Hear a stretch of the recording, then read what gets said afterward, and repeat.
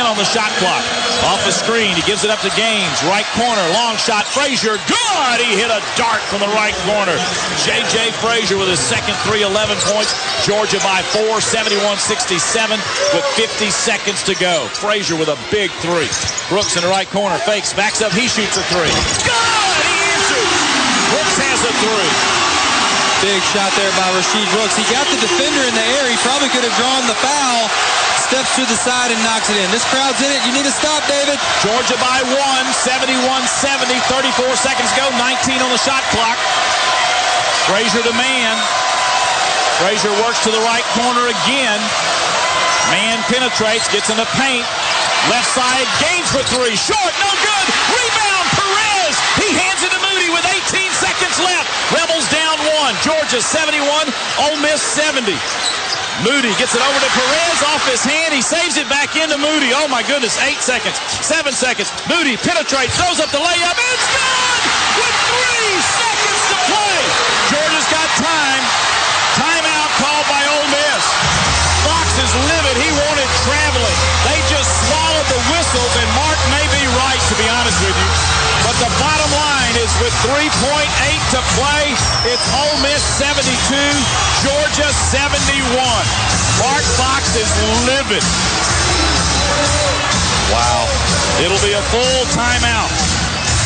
Wow. Well, and what happened, David? Andy wanted a timeout. Stephon came across half court. Andy called a timeout to the official, but he couldn't. A player has to call that timeout. He could not get it. Moody throws it over to Perez. It almost goes out of bounds. Saved to half court, and then Moody just took over after that. I think he might have gotten away with a little bit of a shuffle, but the shot and just the effort was amazing. What are they looking at the replay for? I think this might be time. I think they might be looking to see exactly how much time needs to go on the clock. Georgia, nope. Georgia's upset because they think Ole Miss called that timeout.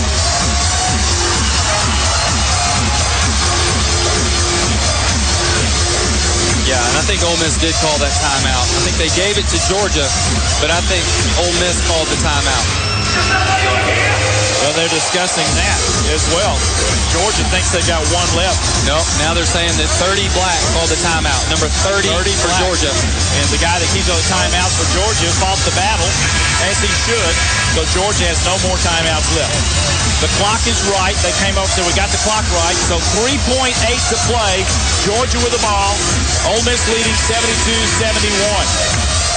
Georgia's got to go the length of the floor here. 1 point lead for the Rebels.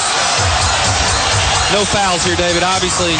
Don't bail them out. Make them make a tough play right here. Keep the ball. You want them to inbound the ball in front of you so they can't get a running start. But no fouls. Comes into man. No fouls. Works down the sidelines. Loses the ball in the corner. Long shot. It's off the iron. No good. As Kenny Gaines missed a three. And the Ole Miss Rebels have pulled game 2 in the pavilion out of the fire. 72-71. The Rebels win again. Well, and Anthony Perez did a nice job of, he kind of tipped the ball, and it took just probably a split second. It got Kenny Gaines off of his rhythm. He was able to get a pretty decent look. It looked good in the air, but the bottom line is he missed it, and the Rebels are 2-0 in the pavilion. Unbelievable. Ole Miss goes to 12-3, 2-1 in the SEC, and Andy Kennedy gets his 225th career victory as a head coach that includes his year at Cincinnati. Georgia falls to 8-5 and 1-2 in the Southeastern Conference. Goodness gracious. What a war. What a game between the Georgia Bulldogs and the Ole Miss Rebels. Hard fought in the Southeastern Conference. We'll be back with our post game as we move into our Regions Bank locker room show next on the Ole Miss IMG Sports Network.